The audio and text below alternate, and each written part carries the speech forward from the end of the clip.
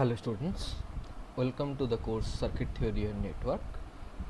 Today we will consider the mesh analysis. It means however the complicated circuit is that how we can solve the circuit, and this mesh analysis is one of the method of that. Already we have seen the nodal analysis and how we can solve the circuit by using the nodal analysis concept that we have already seen in our last videos, and today we will discuss about mesh analysis. Okay, now what is mesh? We have to know, and sometimes in few books you will find out that the loop analysis and mesh analysis both are term. So it's a very simple thing, just like just consider a closed path for any circuit.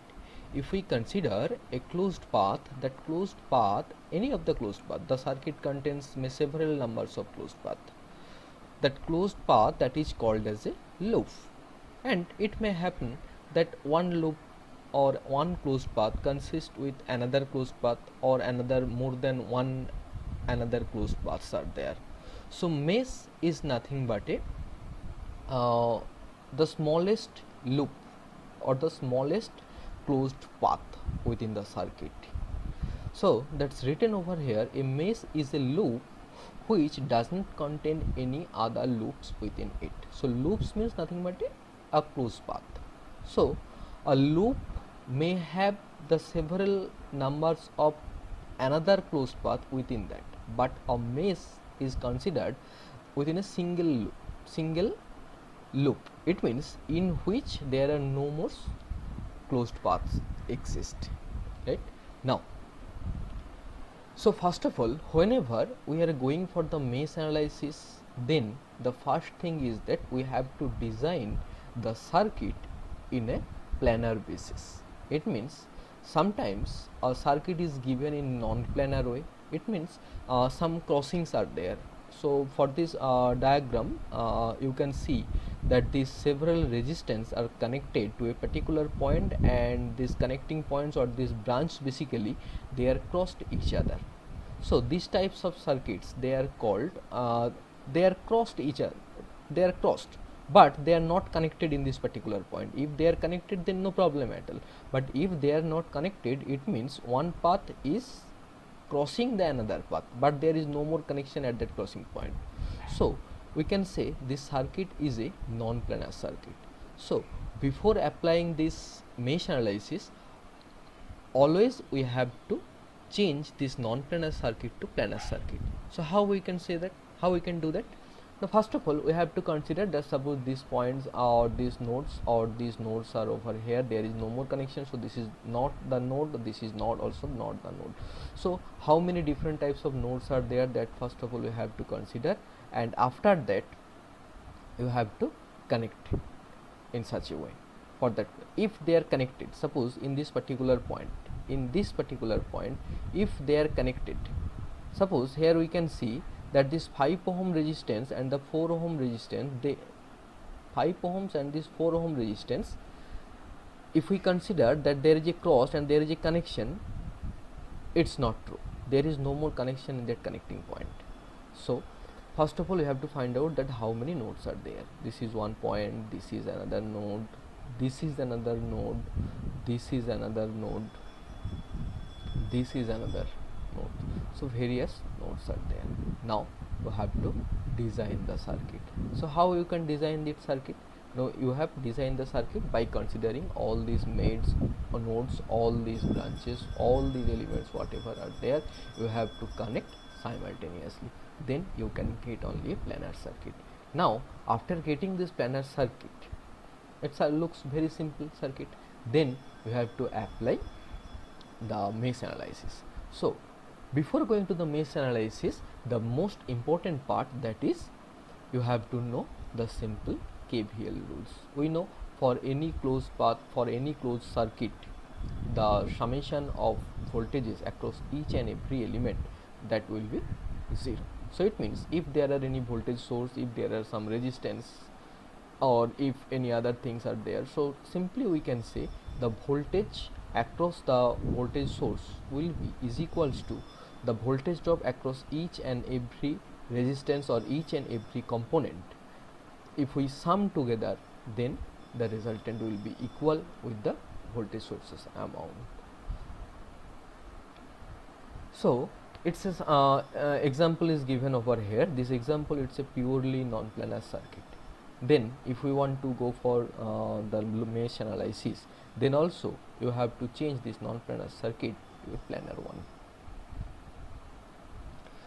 And there are few steps are there. By using these steps, you can easily solve for any circuit for the loop analysis method.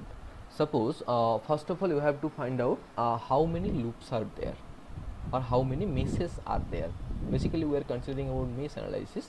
So first of all we have to consider how many meshes are there. How many mesh means how many individual loops are there. Within that there are no more individual loops exist. So first we have to find out the number of meshes are there, and then you have to put a current for each and every mesh. So how will be the current? This current is considered as an imaginary current. It means it's imagine that this amount of current only flows within that loop.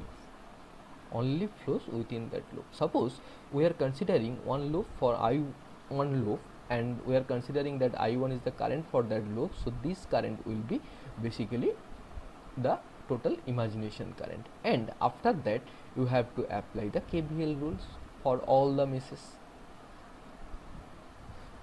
Now let's see how we can solve this by using this procedure.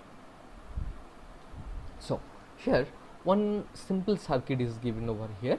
The circuit consists with several resistance R1, R2 and R3, and two different voltage sources V1 and V2. We can say that V1 and V2, they are the independent voltage sources and they are connected within the circuit. Now whenever we are going for mesh analysis, then obviously first we have to find out that how many meshes are there.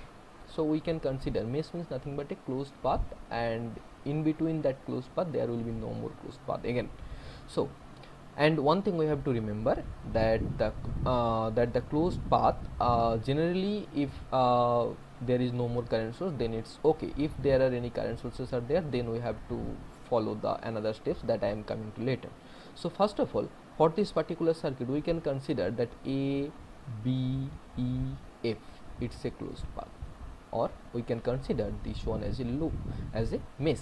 A, B, E, F as a mesh. Similarly, the another mesh is can be considered, that is B, C, D, E, B. So we can find two meshes, and we will consider the mesh until all the elements is covered. Then we have to consider, up to then you have to consider. So whenever we are considering one mesh, by considering the point A, B, E, F, A, then the elements R1, R3 and V1 is being covered.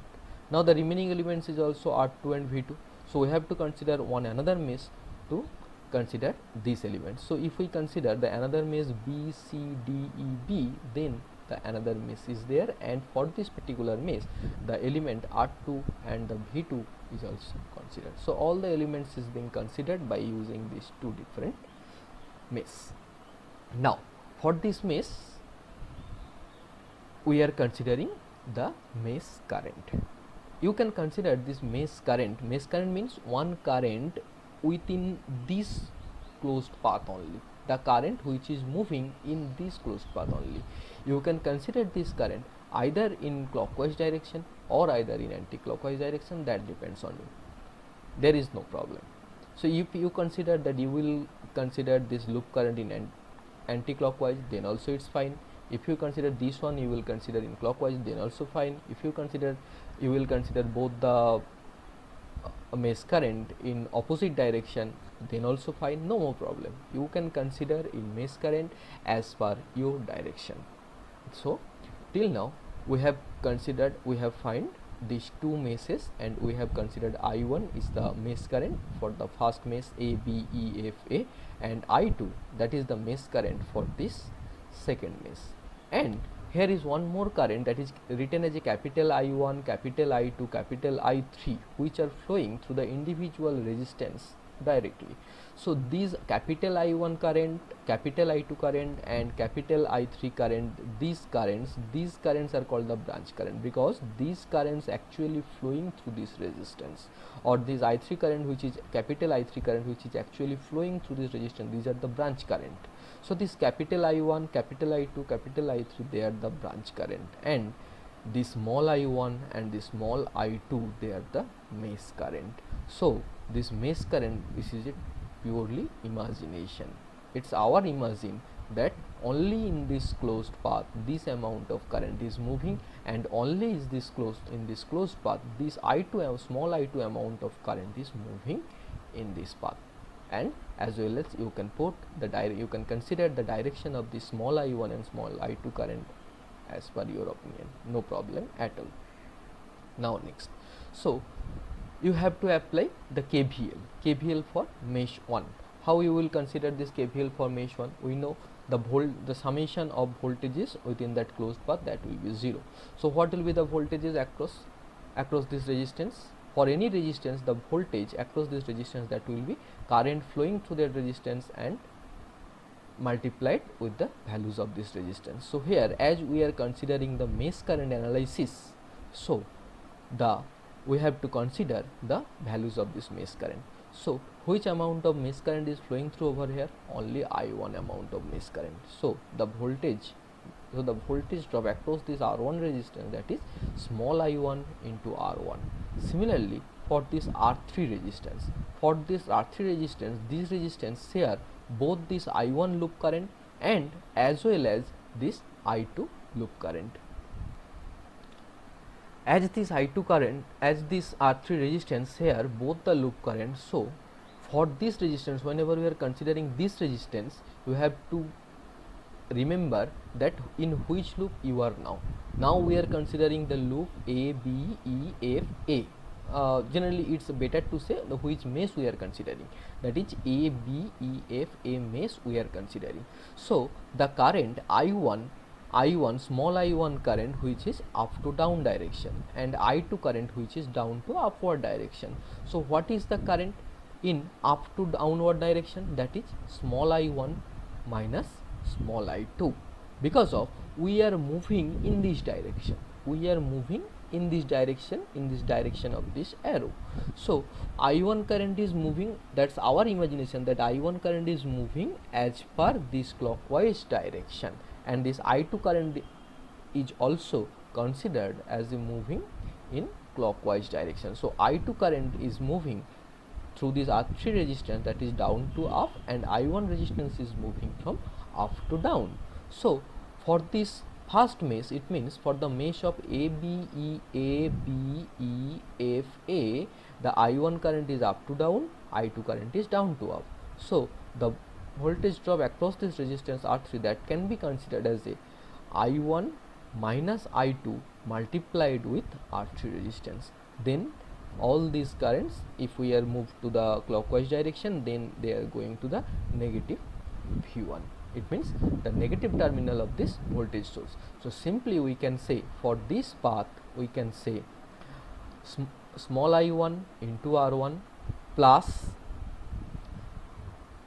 within brace I1 minus I2 into R3, this one, and minus of V1. So for this loop we can simply consider I1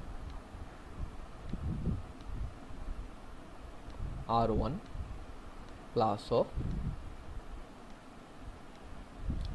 I1 minus of I3 into R3, and we are moving to this direction and going to the negative terminal of this voltage source. So we can write minus of V1 is equals to 0, that we can write. Okay, so now if we move for the next slide, it's seen that the same thing is written over here also, the same thing. Which thing? Whatever that we have written in previously,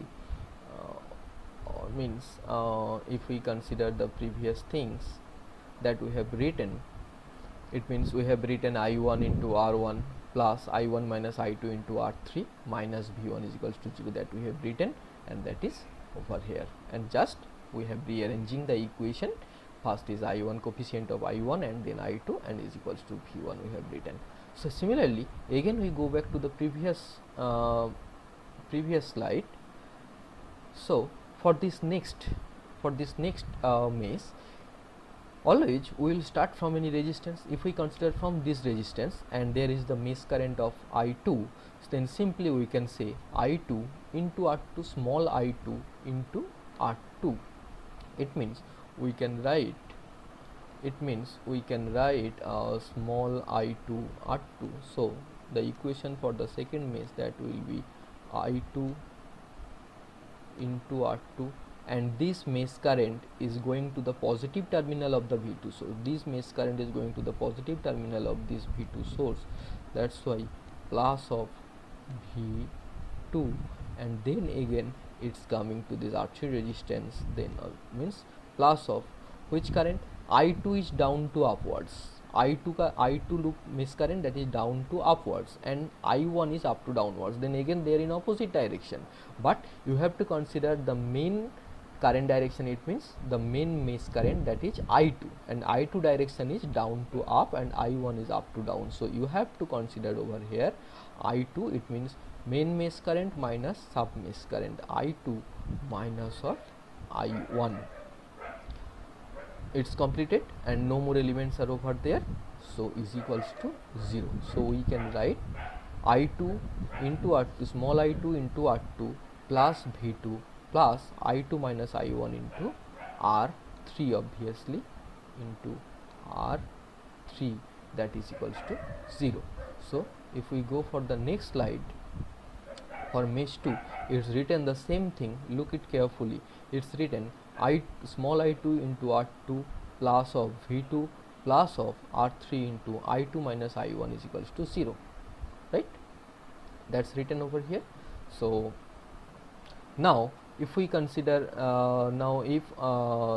just rearrange the equation just like the previous one, just if we rearrange, so rearranging in such a way that first will be the coefficient of I1, then will be the I2 term, then is in right side there is the V2. So we are getting two different equation from these two meshes, and these two equation having I1 and I2 only. And if in your question the voltage values of this voltage source V1, V2 and the values of this resistance R1, R2, R3, they all are present over there, just put the values and you will get the result.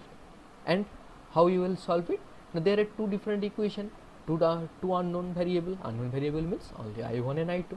So you can easily solve the loop current or the mesh current. Basically you can easily solve this mesh current. Now one more thing, you are solving this I1 current and this I2 current. These are the mesh current, small I1 and small I2. Suppose they are asking you to find out this I3 current, so capital I3, these are the branch current. So how will you this branch current? This branch current I3, that is nothing but a up to downward direction. So which mesh current is your up to downward? That is I1 up to downwards, and I2 mesh current, this is also down to upwards. So what will be the capital I3 value? The capital I3 value, that will be this capital I3 value, that can be calculated as a up to downward direction. There is I1 minus of I2,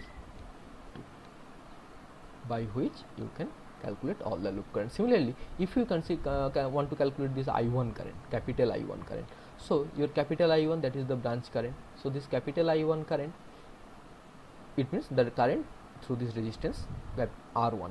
So which current is there? Which loop current? Only I1 loop current is there, and I1 loop current is also left to right, and I1 capital I1 branch current, this is also left to right. So this I1 branch current nothing but equal to with the loop current I1. Similarly, if they ask that what will be the values of this I2 current, so similarly you can say that this I2 current value, that is nothing but a small I2.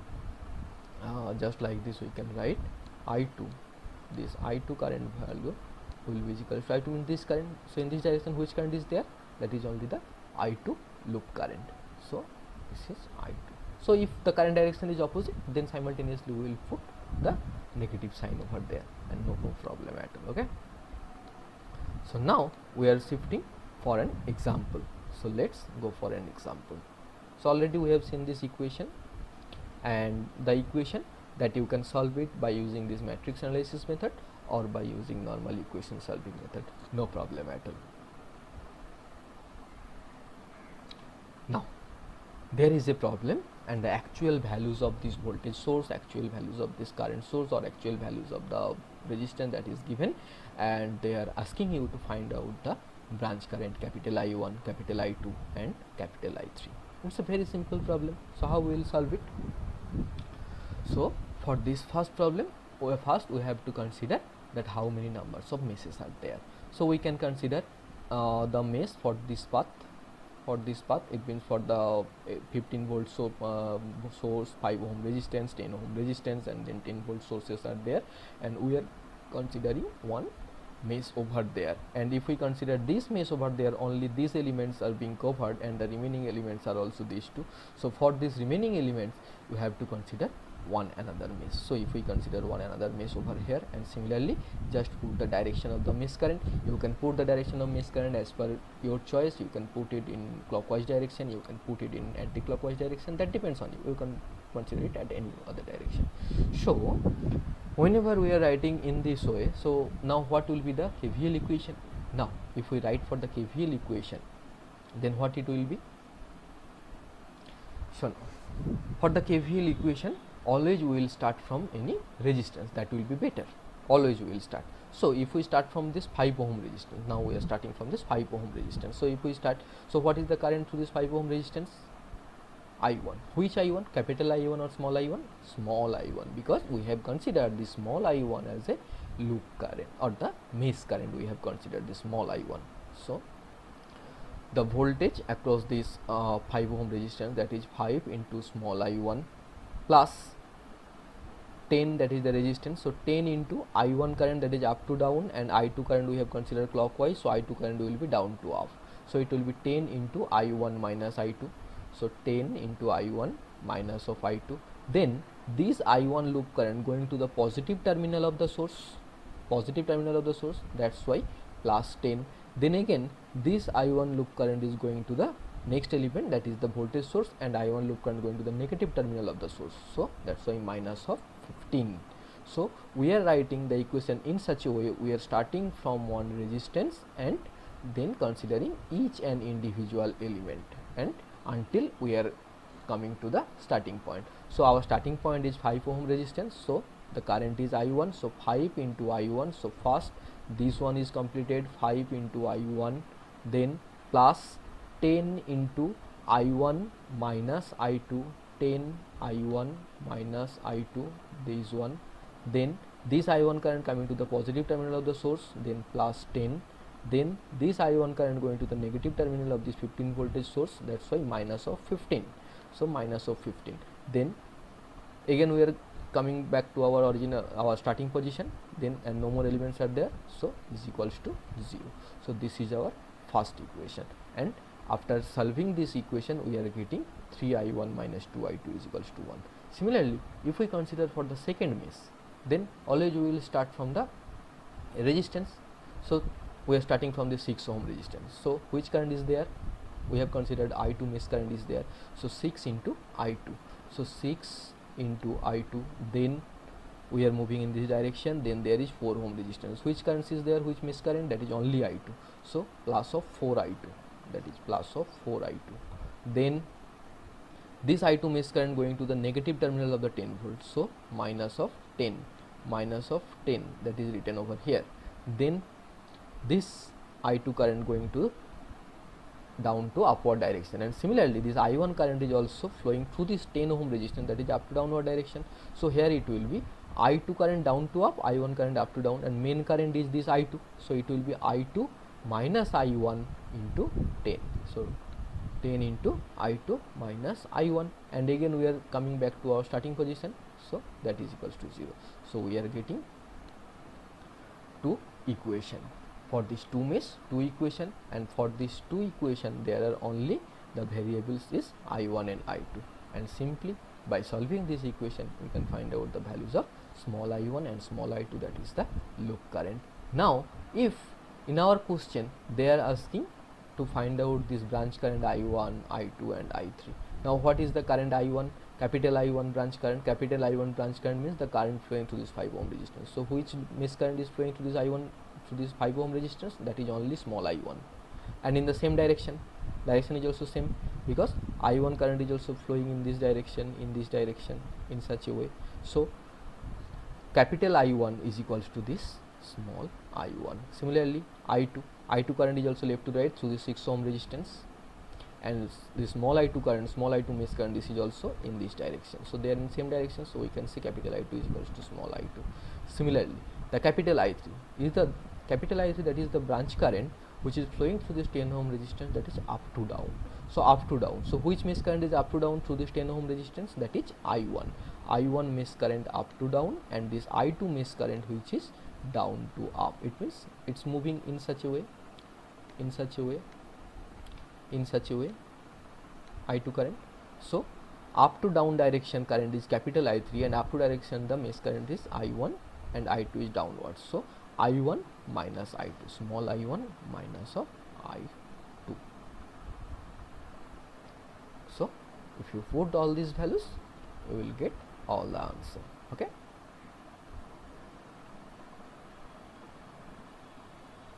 Okay. Now here is one another problem is given over here also, and now some values are there and some dependent sources are also there. Now you have to solve this circuit. So how will you solve it? The procedure is also just exact same, just like the previous one. How will you solve it? Again check how many mesh will be there. This is one mesh, this is one another mesh, this is one another mesh. You can consider a mesh because there is a voltage source, so no problem at all. We are considering simply a mesh. So this is mesh. So for this first mesh I1, so what will be our equation? As there is a 10 ohm resistance, this 10 ohm resistance share this I1 current as well as I2 current is also over there. Small I2 current is also over there. So simply we can write at the starting, we can write that is 10 into which currents are there? I1 current is up to down and I2 current is down to up. So I1 minus of I2, then this resistance is 12 ohm, then plus 12 multiplied with which current? I1 is up to down, I3 is also down to up. So 12 I1 minus of I3, 12 I1 minus of I3. Then this I1 loop current is going to the negative terminal of this source, so it will be negative 24 is equals to 0. So that we can write for our first mesh. So let's see how this one.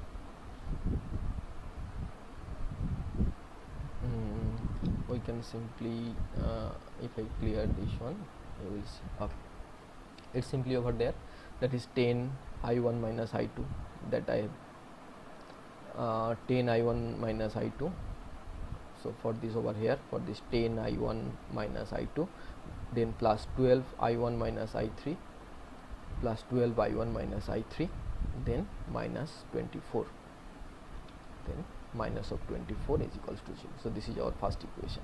Similarly for our second mesh is this one. If we consider for this 24 ohm resistance, here will be only current is I2 is over there. So 24 into small I2 plus 4 into I2 is this side and I3 is this side. So 4 into I2 minus I3, 4 into I2 minus I3, then plus 10 into I2 minus I1 is equals to 0.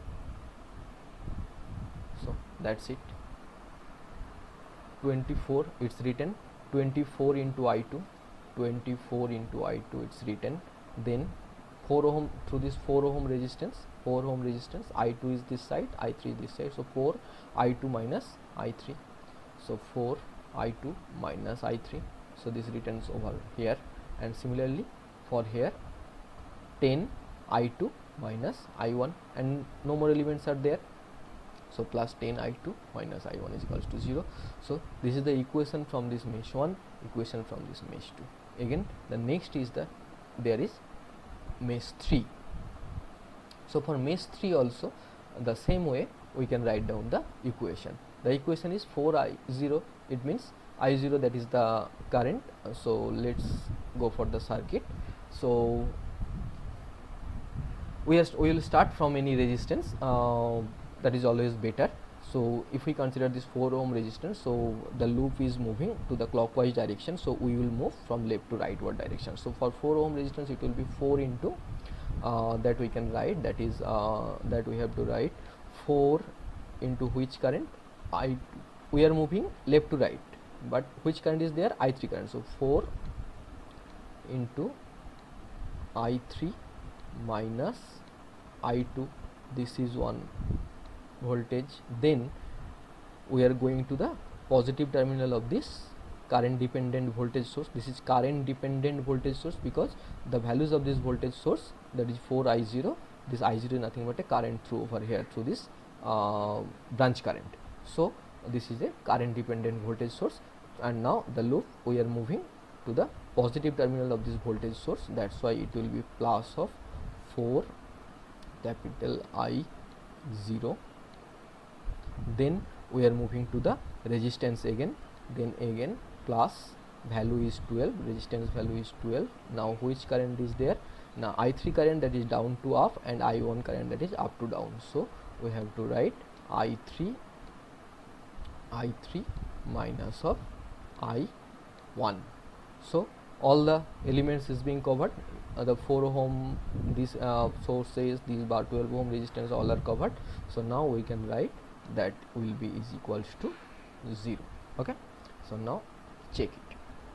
Okay, whatever we have written over there, that is 4 into I3 minus I2, 4 into I3 minus I2, that's written over here, plus 4 into I0 plus 4 into I0, then plus 12 into I3 minus I1 plus 12 into I3 minus I1 is equals to 0.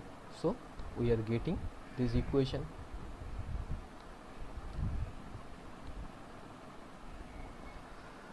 So till now by solving these 3 meshes we are getting 3 different equations.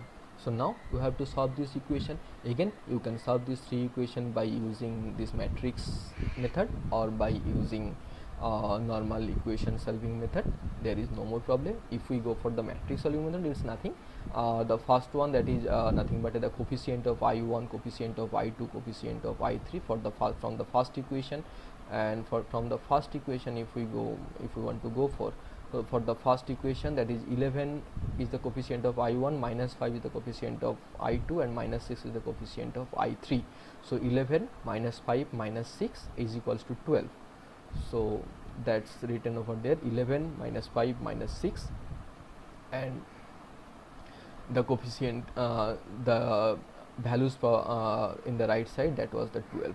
Similarly for the second equation, that is the coefficient of I1 is minus 5, I2 coefficient is 19, I3 coefficient is minus 2 is equals to 0. So simply minus 5, 19 minus 2 is equals to 0. And for the second equation, the coefficient of I1, that is minus 1, coefficient of I2 minus 1, coefficient of I3, that is plus 2, and right side, that is 0. So again you can solve it by using that Cramer's rule. So here you can solve these 3 equation and you will get the values of this loop current, small I1, small I2, and small I3. And our question is to find out this current I0, this capital I0. So what is this capital I0 current?